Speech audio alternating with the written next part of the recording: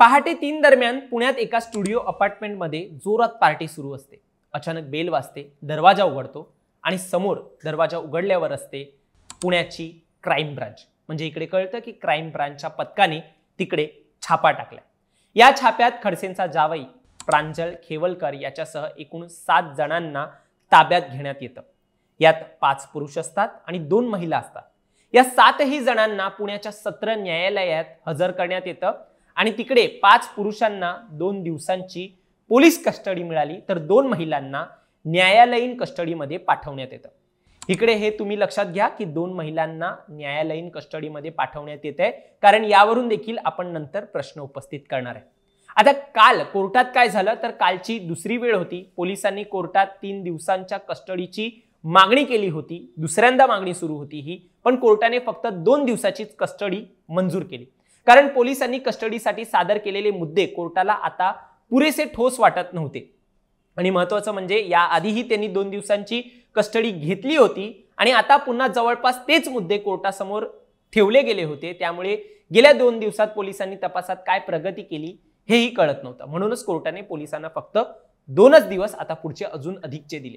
आता इकडे प्रश्न पडतो की पोलिसांनी या सगळ्यात काय पुरावे जप्त केले असतील या छाप्या दरम्यान। तर जेव्हा पार्टी सुरू होती त्या दरम्यान उपलब्ध असलेले सर्व आरोपींचे मोबाईल, लॅपटॉप, पेनड्राईव्ह आणि त्या अपार्टमेंटमधील सीसीटीव्ही डेटाही त्यांनी ताब्यात घेतला। गाडी देखील ताब्यात घेतल्याचं म्हटलं जात आहे। आता यामध्ये पोलिसांना अजून एक शंका होती की ड्रग्ज कोणीतरी बाहेरून आणला असावा, म्हणून सीसीटीव्ही फुटेजमधून त्यांना त्या व्यक्तीचा शोध घ्यायचा आहे, म्हणून त्यांनी ते सीसीटीव्ही फुटेज देखील ताब्यात घेतलं। याशिवाय रूम नंबर 101 आणि 102 या दोन्ही खोल्या ज्यात सगळे आरोपी राहत होते त्या प्रांजल खेवलकरच्या, म्हणजे जे एकनाथ खडसे यांचे जावई आहे, त्यांच्या नावाने बुक केल्या होत्या असं देखील FIR मधून समोर आलंय। आता FIR मधून अजून काय काय समोर आलंय हे देखील मी तुम्हाला सांगतो। पहिलं तर सर्व आरोपींची नावं यात आहेत।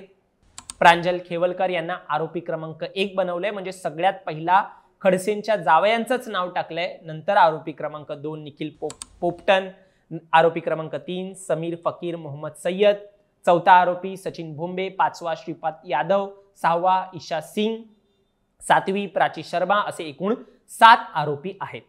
आता या आरोपींकडून काय सापडलंय, तर ज्या ईशा सिंग आहेत त्यांच्या लाल रंगाच्या पर्समधून एक पारदर्शक प्लास्टिक पिशवी आढळली आहे, ज्यात हिरवट काळसर रंगाचा अंमली पदार्थ आहे असं म्हटलं जाते। म्हणजे नक्की तुम्हाला कळलंच असेल ते काय आहे, आणि ज्यांना नाही कळलंय त्यांच्यासाठी आमचे व्ह्यूअर्स जे आहेत ते कमेंटमध्ये मदत करतीलच।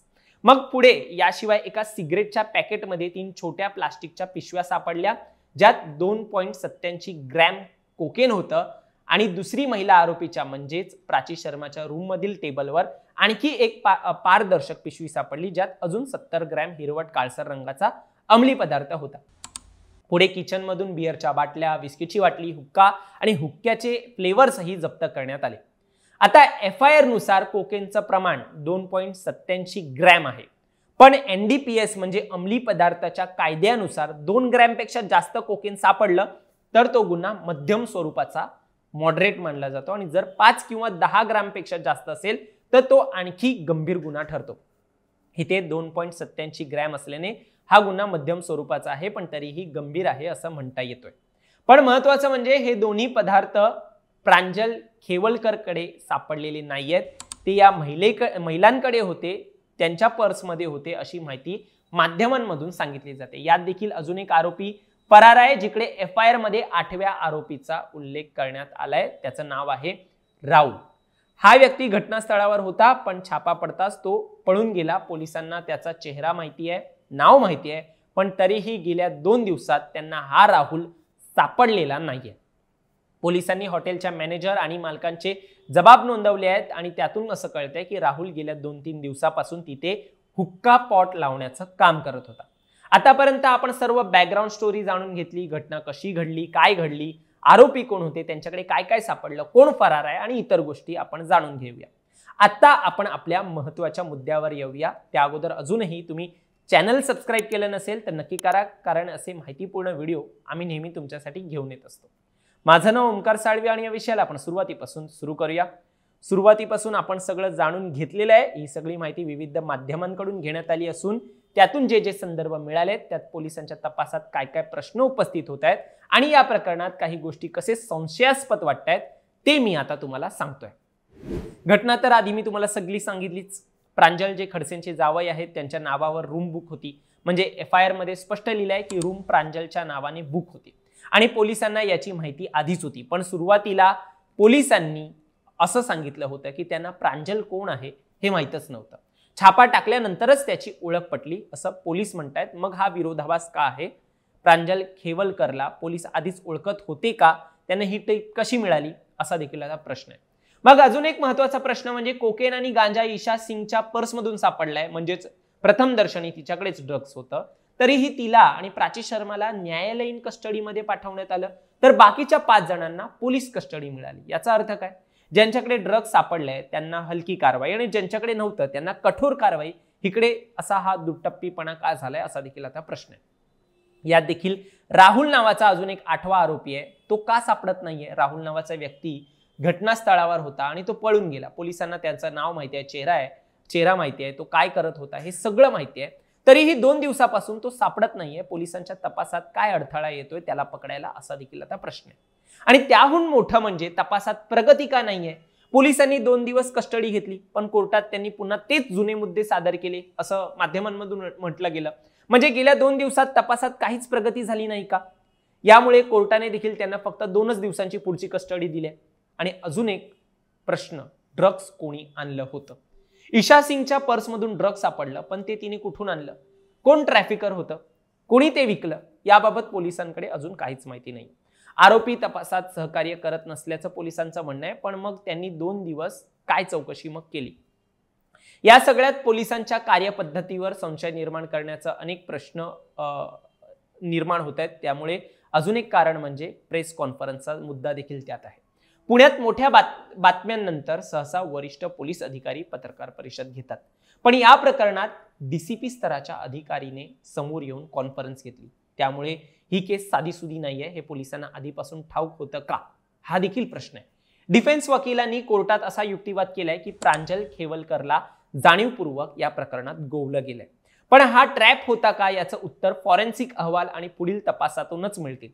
पोलिसांनी CCTV फुटेज आणि इतर इलेक्ट्रॉनिक उपकरणं ताब्यात घेतली आहेत, पण त्यातून काही महत्त्वाचं समोर आलंय का आणि राहुलचा शोध का लागत नाहीये हे देखील आता पाहायला लागणार आहे। आता या प्रकरणात पोलिसांनी सर्व 7 जणांचे रक्त आणि लघवीचे नमुने गोळा केले आहेत। यामुळे कोकेन किंवा इतर अंमली पदार्थांचं सेवन झालं होतं की नाही हे फॉरेन्सिक अहवालातून स्पष्ट होईल। याशिवाय जप्त केलेल्या वस्तूंचं एकूण मूल्य सुमारे 41,35,00,000 रुपये आहे, ज्यात गाड्या, मोबाईल आणि इतर गोष्टींचा देखील समावेश आहे। पण सर्वात महत्त्वाचा प्रश्न आहे राहुल नावाचा तो फरार आरोपी, त्याच्यामुळे या प्रकरणाला वेगळं वळण मिळणार आहे का? शेवटचं पण महत्त्वाचं, या सगळ्या प्रकरणात अनेक प्रश्न अजूनही अनुत्तरित आहेत। पोलिसांचा तपास कुठपर्यंत पोहोचलाय? ड्रग्स कोणी आणलं होतं? सर्वात मोठा प्रश्न, खडसेंच्या जावयाला जाणीवपूर्वक टार्गेट केलं जातंय का? या सगळ्याची उत्तरं मिळायला अजून वेळ लागेल, पण तपास जसजसा पुढे जाईल तसं सत्य समोर येईलच। या सगळ्यात एकनाथ खडसे यांनी देखील काल पत्रकार परिषद घेऊन त्यांची भूमिका मांडली। खडसे म्हणतात पोलीस इतकी तत्परता दाखवतात की लगेच पत्रकार परिषद आणि व्हिडिओ दाखवतात।